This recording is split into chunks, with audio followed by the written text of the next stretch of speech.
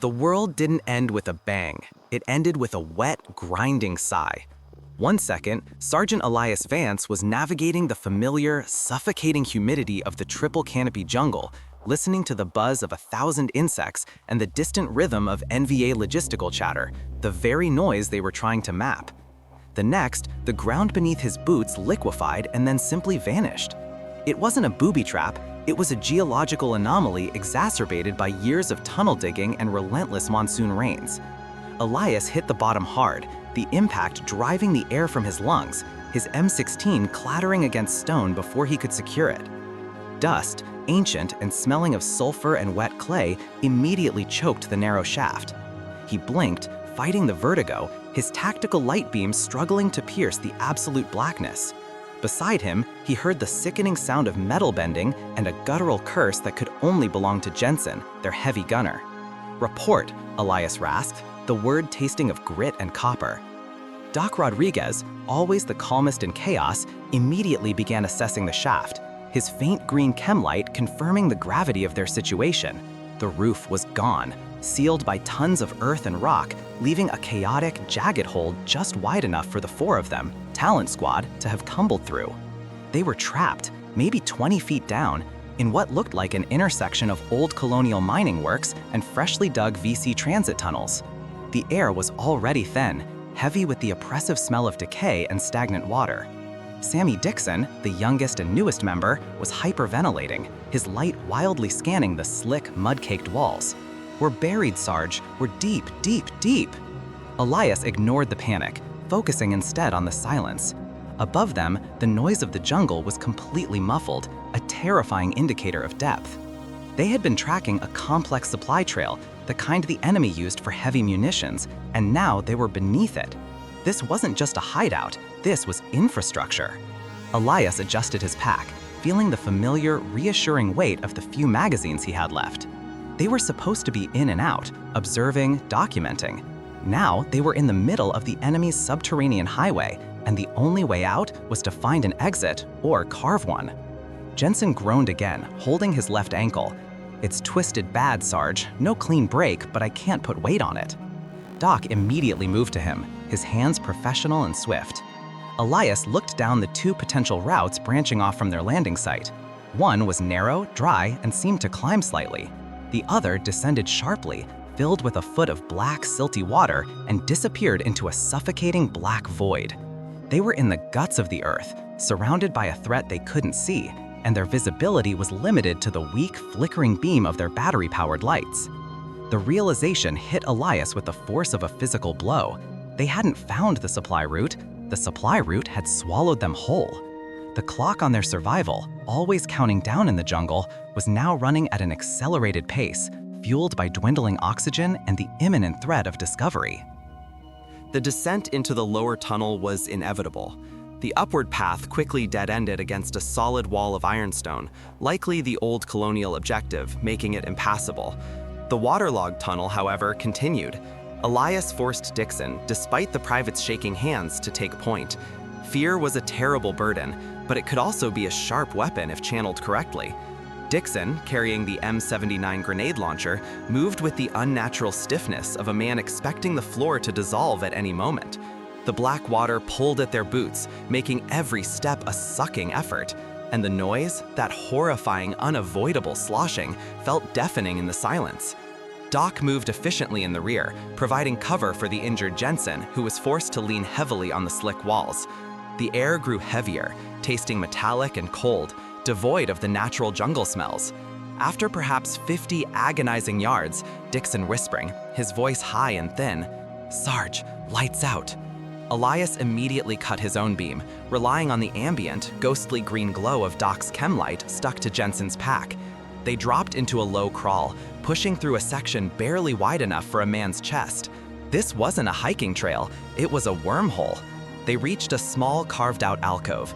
It was here they found the incontrovertible proof that this labyrinth was actively used.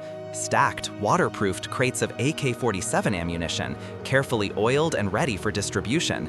There was also the residual scent of strong tobacco and dried rice, recent activity.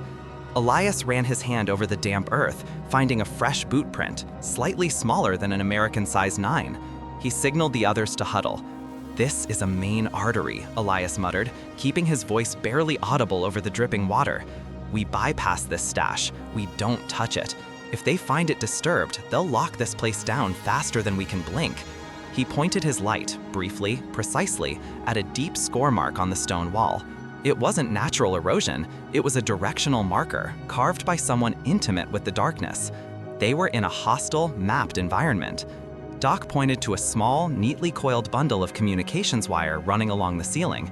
"They've got power, Sarge, and likely comms posts further down." The tension was a physical pressure, squeezing the air from their lungs.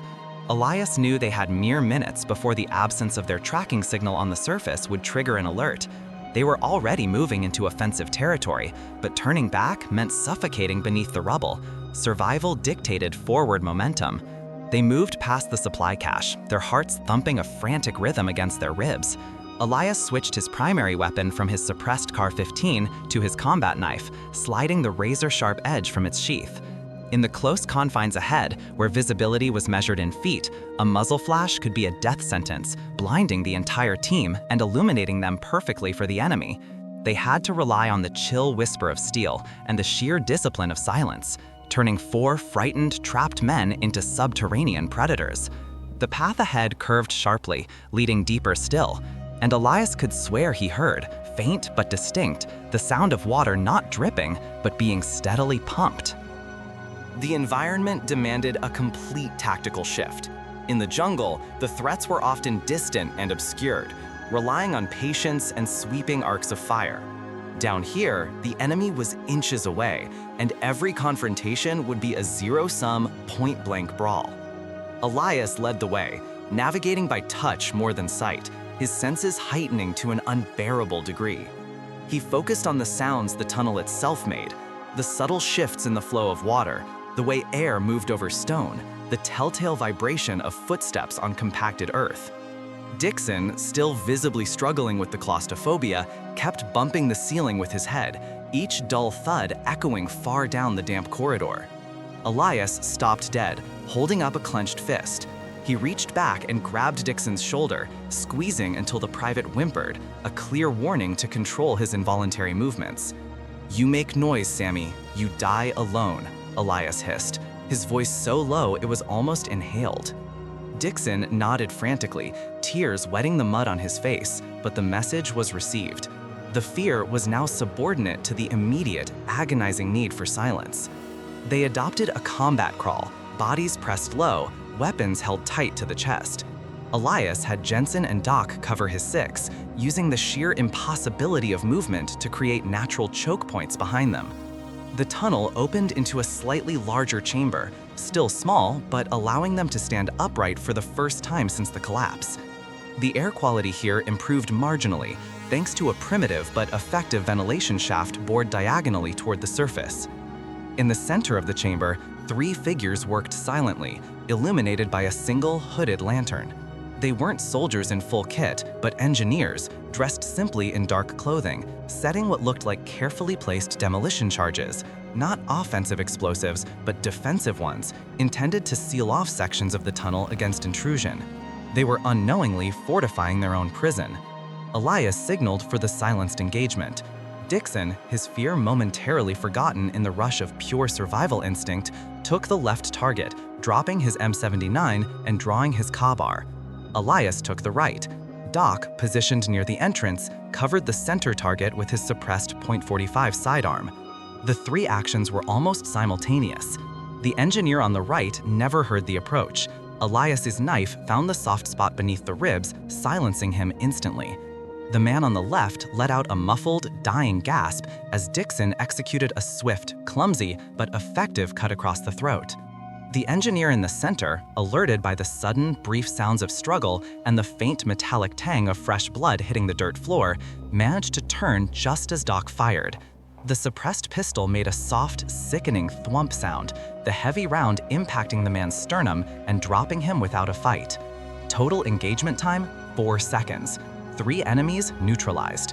But the scent of blood, hot and fresh, now permeated the limited air, and the absolute silence that followed was far worse than the noise of combat. They were officially detected, even if the enemy didn't know who had done the killing yet. Elias knelt, rifling through the dead men's simple packs. They found maps, detailed, hand-drawn schematics of the tunnel system labeled in Vietnamese. This was a godsend, but also a death warrant. They were less than a mile from a major subterranean transit hub. The rush of adrenaline, the kind that sharpens vision and slows time, had passed, replaced by the deep internal trembling of sustained shock and exhaustion. They had killed, and now they needed to move with the urgency of ghosts. The tunnel map confirmed Elias's worst fears. They were not in a remote part of the system. The shaft they had fallen into led directly into a main staging branch designed to move platoons of NVA undetected towards the coastal areas. Their current position was designated Junction 4, less than 800 meters from a massive underground command bunker labeled the Citadel. If they could reach the Citadel, they might find a heavily guarded but operational primary exit ramp, possibly wide enough for them to make a break for the jungle above. The alternative was backtracking into the collapse, a guaranteed burial. They chose the path of greater danger, propelled by the desperate hope of an exit. Jensen, leaning heavily on Doc, struggled to keep pace, his labored breathing a thunderous counterpoint to the silence the others desperately maintained. The humidity became crushing. Water now wasn't just on the floor, it was dripping from the ceiling, sometimes raining down in icy sheets where the tunnel passed beneath subterranean streams. The mud was slick, the air thick with the smell of wet limestone and decomposing organic matter. After another 20 minutes of agonizing movement, they heard it, the distinct rhythmic thump of generators. They were close. Elias pressed himself against the clammy wall, pulling out a small mirror taped to a telescoping rod, a classic tunnel rat tool. He slowly extended it around the next corner. The sight made his stomach clench. The tunnel opened into a large excavated chamber, easily 30 feet wide and 12 feet high. It was a subterranean command post humming with activity. There were 50-gallon drums of diesel fuel stacked high, communications equipment blinking softly in the dim light provided by bare, caged bulbs, and half a dozen NVA officers bent over large map tables. This was the Citadel. The realization was staggering. They weren't just behind enemy lines, they were inside the nerve center of a division's logistical chain. The sheer scale of the operation was terrifying. Elias pulled the mirror back, his heart hammering against his ribs, broadcasting his terror to the entire squad. He held up 5 fingers, then made a throat-slitting motion, indicating the presence of officers. They couldn't bypass this. To leave this command post operational was to guarantee they would be hunted mercilessly the moment they surfaced. They had stumbled into an intelligence jackpot, but the price of exploitation would be absolute carnage. The adrenaline returned, sharp and clear, overriding the physical exhaustion. Elias looked at the faces of his squad mates, Dixon, pale but resolute, Doc, his eyes narrowed in surgical focus, Jensen, sweating heavily but gripping his M60 with white knuckles. They weren't going to observe and retreat. They were going to detonate this place and use the resulting chaos as their extraction cover. They had 2 blocks of C4 left. It would have to be enough to cripple the entire operation, or at least distract it long enough for them to reach the surface. The duality of their situation, the quiet, creeping terror of the tunnel replaced by the imminent, explosive fury of open combat, was the essence of this war. They prepared for the transition, checking weapons, securing loose gear, knowing that the next few minutes would define not only their survival, but the fate of their entire mission. They waited for the shift change, a critical moment noted on the stolen map. The 15 minutes every 4 hours when the guards rotated and key officers went for mandatory rest. The darkness in their small, damp hiding alcove became their sanctuary and their prison. Elias used the time to set the charges.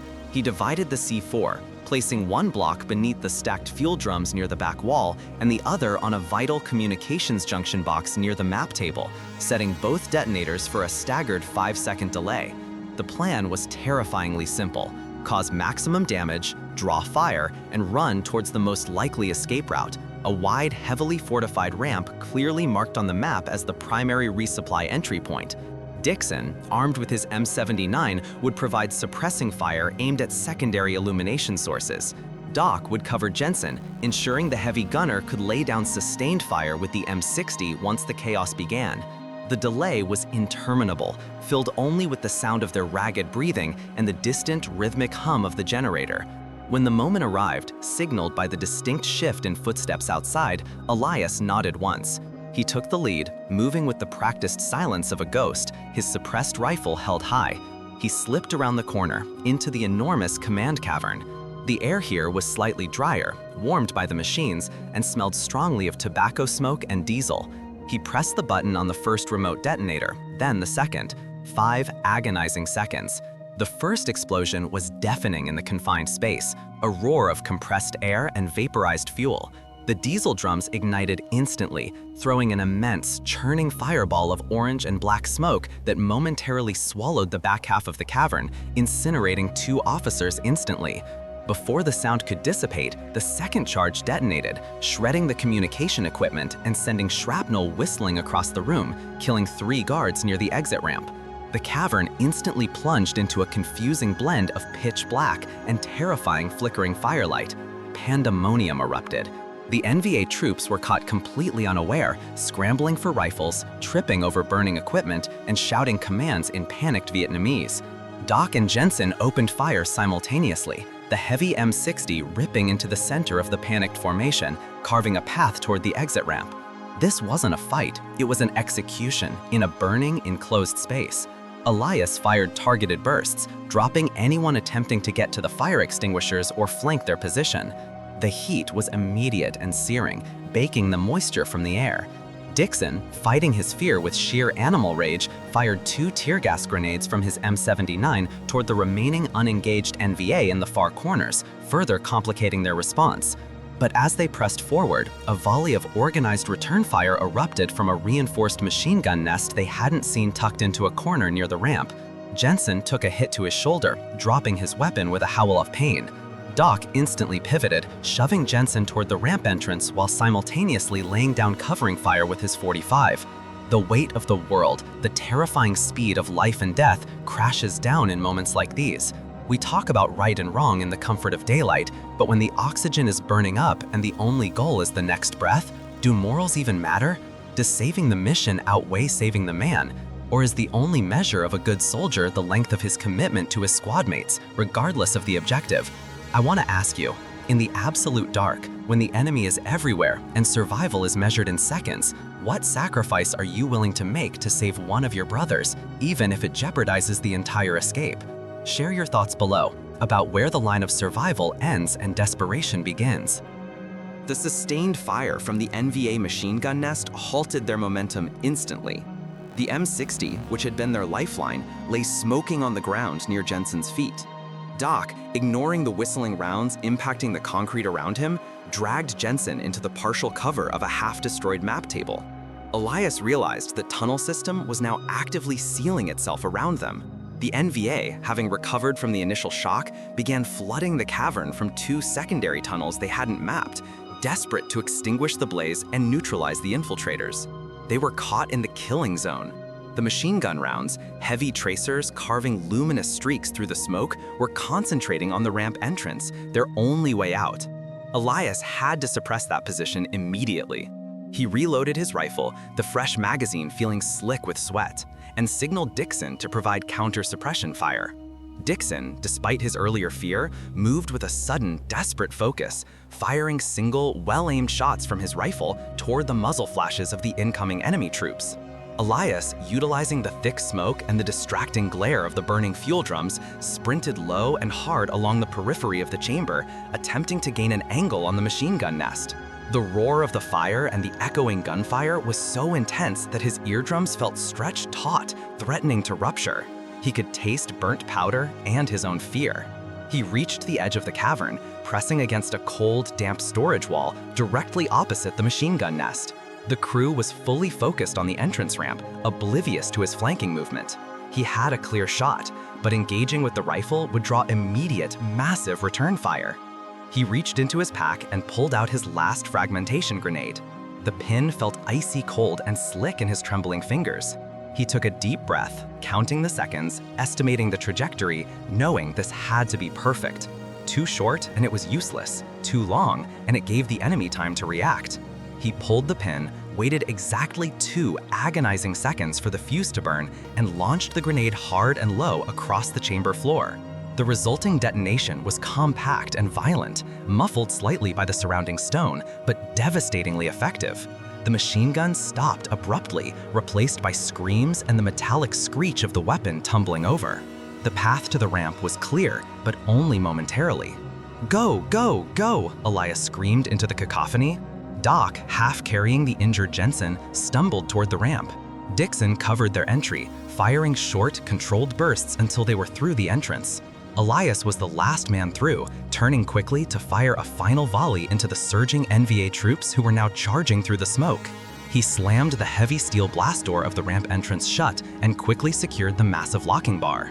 The sound of the enemy slamming against the reinforced steel door was immediate and sickeningly loud, but they had bought themselves precious seconds. They were now in the ramp tunnel, a long, agonizingly steep climb toward the surface, still deep underground, but moving in the right direction. The ascent ramp was brutal. It was built for small, tracked supply vehicles, not injured men scrambling upward in pitch black. The incline was severe, and the floor was ribbed with steel bars that offered purchase, but tore at their boots and hands. Jensen, his arm bleeding freely from the M60 round that had carved a searing groove across his rotator cuff, was reduced to crawling, pulling himself up using his good arm while Doc pushed from below. Elias led the way, relying on the structural map he had memorized and the faint, almost imperceptible shifts in air pressure that indicated proximity to the surface.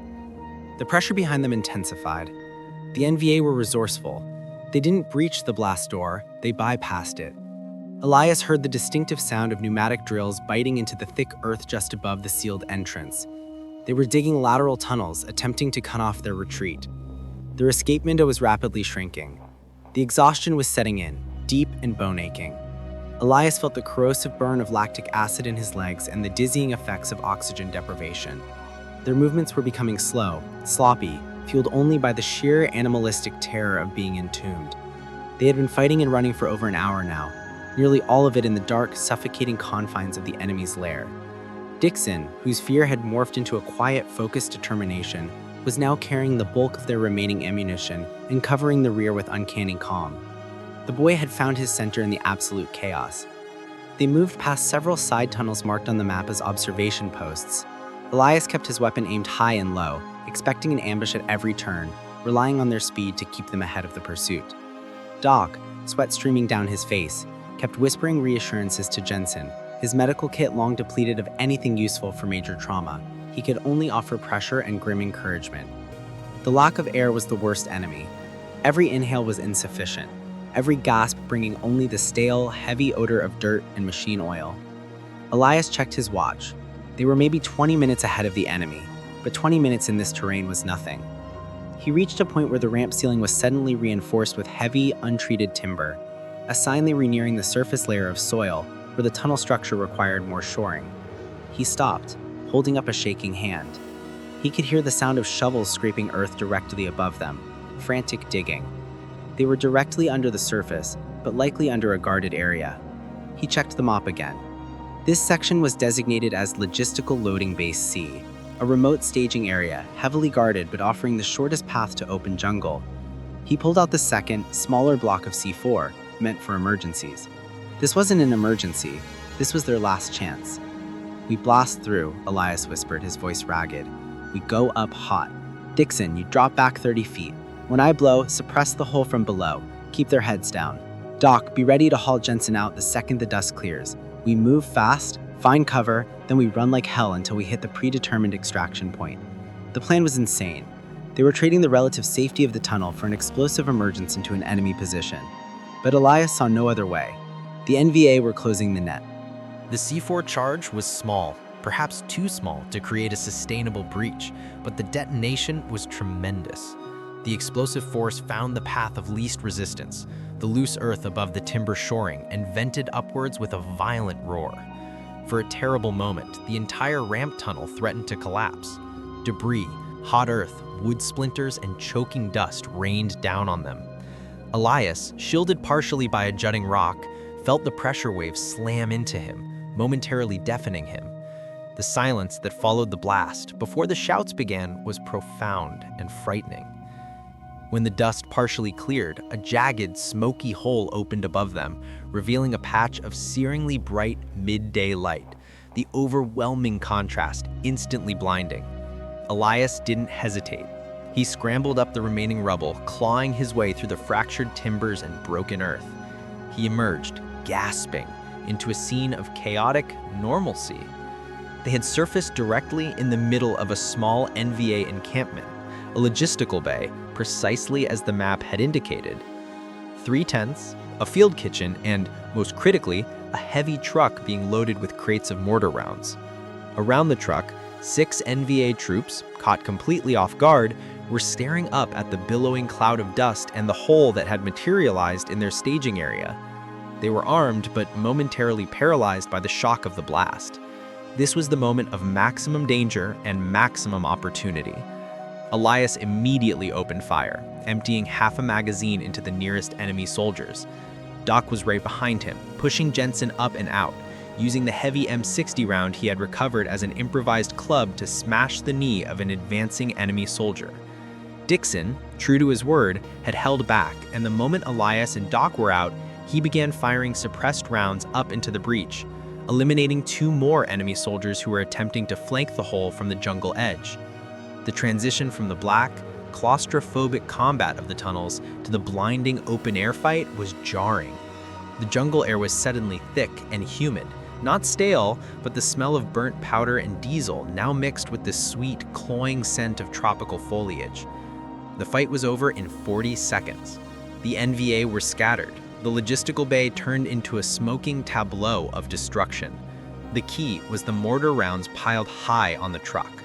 A few stray rounds from the M60 fire had pierced the crates, causing a secondary internal detonation that scattered shrapnel and suppressed the entire area long enough for them to organize. Jensen, adrenaline overriding the pain, was finally able to put weight on his good leg. "Extraction point, northwest, 300 meters. Elias screamed, pointing toward a dense patch of bamboo that offered the only viable concealment. They moved toward the green wall of the jungle, running on raw instinct, leaving behind the smoking hole and the dead guards. They hadn't just escaped, they had blown the roof off a major enemy supply operation. But the noise, the massive, echoing detonation, had surely alerted every enemy unit within a 3-mile radius. The 300-meter dash to the extraction point felt like running through wet cement in slow motion. Jensen stumbled repeatedly, his face a mask of pain and exhaustion, his breathing ragged. Doc kept a shoulder pressed against his side, his own movements fueled by a professional dedication that bordered on mania. Elias took the lead again, cutting a diagonal path through the thickest part of the secondary growth, bamboo thickets and thorny rattan vines that clawed at their skin and gear. They moved like wounded animals, focused entirely on the immediate goal, the LZ clearing marked Raven. The sounds of the surrounding jungle were now reasserting themselves, replacing the internal echo of the firefight, but they were interspersed with the unmistakable sounds of pursuit, distant whistles, shouted commands, and the crackle of enemy small arms fire closing in on their position. They couldn't afford to stop, not even to treat Jensen's shoulder, which was now soaked with blood that left a glistening dark trail on the jungle floor. Dixon, running point cover, scanned the trees anxiously, his fingers glued to the trigger guard of his rifle. He was no longer the frightened kid who had tumbled down the shaft. He was a machine of survival, having shed the paralyzing fear for the clear focus of the hunter. They burst through the last line of thicket into the small clearing. Raven, a rough, uneven patch of earth barely wide enough for a single chopper landing. Elias immediately activated his emergency beacon, pointing the antenna skyward. The beacon was their last hope, a desperate electronic prayer transmitted into the humid sky. Now, the waiting began, but it was a wait punctuated by the constant, encroaching threat of the NVA. They took positions around the periphery of the clearing, using the high, dense ferns as minimal cover. Elias monitored the radio, the static, spitting, and crackling. Nothing yet. The sounds of the pursuit grew louder, closer. They had maybe 2 minutes before the first NVA squad hit the clearing. Jensen slumped against a tree, his face pale, but he managed to grip a spare rifle. "Leave me, Sarge. I'll buy you time," he gasped, his voice barely audible. "Shut up, Iron Mike," Doc snapped, pressing a handful of foliage onto the wound, attempting to staunch the flow. "We move together or we don't move at all." The Brotherhood, forged in the terror of the tunnels, held fast. The radio suddenly burst to life, cutting through the static.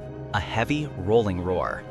"Talon, this is Falcon 1. We hear you loud and clear. 5 minutes out. Hold your position." 5 minutes. It felt like a lifetime. Elias looked into the jungle, the green wall seeming to shift and darken, ready to disgorge their hunters. He knew the NVA were already setting up a kill zone around the clearing. He checked the magazine in his rifle, 12 rounds left. Dixon had maybe a magazine and a half. Doc had his pistol. Jensen, wounded as he was still a formidable presence with a rifle in his hands. They had fought their way through the earth and fire. Now they had to hold the line for the longest 5 minutes of their lives. The first shots cracked through the clearing almost immediately. Sharp, distinct reports of AK-47 fire, aimed low and fast, impacting the trees around them. The final stand was a blur of noise, fear, and instinctual violence. The NVA, knowing they had Talon Squad pinned against the landing zone, poured fire into the clearing from 3 directions, attempting to collapse the perimeter and prevent the extraction. Elias focused on the closest threats, firing short, controlled bursts, aiming for movement in the dense foliage. The sound of the helicopter, Falcon 1, was still distant, a faint, growing rumble that offered a psychological lifeline more than immediate assistance. Doc had to abandon Jensen's immediate care to return fire, utilizing a full magazine from an enemy rifle they had scavenged in the tunnels. The NVA tactics were standard: suppress, probe, then rush. They were probing now, testing the resistance, pushing aggressively. Dixon became the pivot point of their defense, his youthful energy harnessed into sharp, accurate bursts of fire that kept the nearest flank completely suppressed. He moved quickly, seamlessly reloading and pivoting, covering his team with fierce, quiet efficiency. The jungle around them erupted in smoke and splintered wood. They felt rounds zip past their heads, the sound a horrifying, visceral crack. A round punched through the trunk of the tree Elias was sheltering behind, spraying him with wet bark. He retaliated instantly, killing the approaching shadow. The roar of Falcon 1 grew louder, morphing from a distant sound into a heavy, shaking presence in the atmosphere. The NVA recognized the sound and increased the intensity of their attack, realizing their window to eliminate the team was closing rapidly. A heavy machine gun, likely a Degtyaryov, opened up from the northwest, hammering the clearing. Doc cursed, diving for cover as the rounds tore up the earth where he had been standing seconds before. "Elias, they're trying to block the approach vector. We need suppression," Doc screamed over the deepening roar of the incoming chopper. Elias knew they couldn't afford to lose the LZ. He reached into his pack, pulling out their last reserve, 2 phosphorus grenades, small, heavy cylinders of pure, blinding fury. "Dixon, cover me."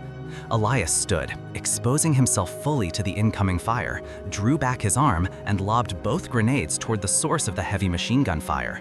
The phosphorus ignited on impact, sending up thick, swirling columns of searing white smoke and flame, momentarily confusing and blinding the NVA gun crew and giving Falcon 1 a smokescreen to approach through. The sight of the chopper, black against the blinding sun, cresting the tree line was the most beautiful, terrifying sight Elias had ever seen.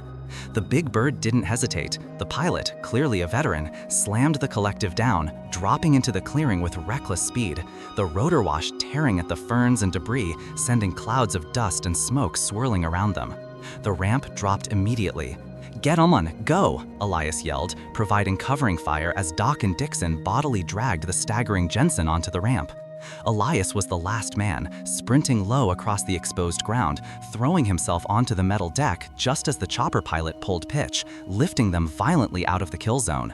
The enemy fire continued, pinging harmlessly against the thick floor and side armor as they ascended rapidly, leaving the hell they had created behind them in a pillar of smoke and noise. They had survived the unspeakable, emerging from the dark, cold depths into the bright, hot survival above ground.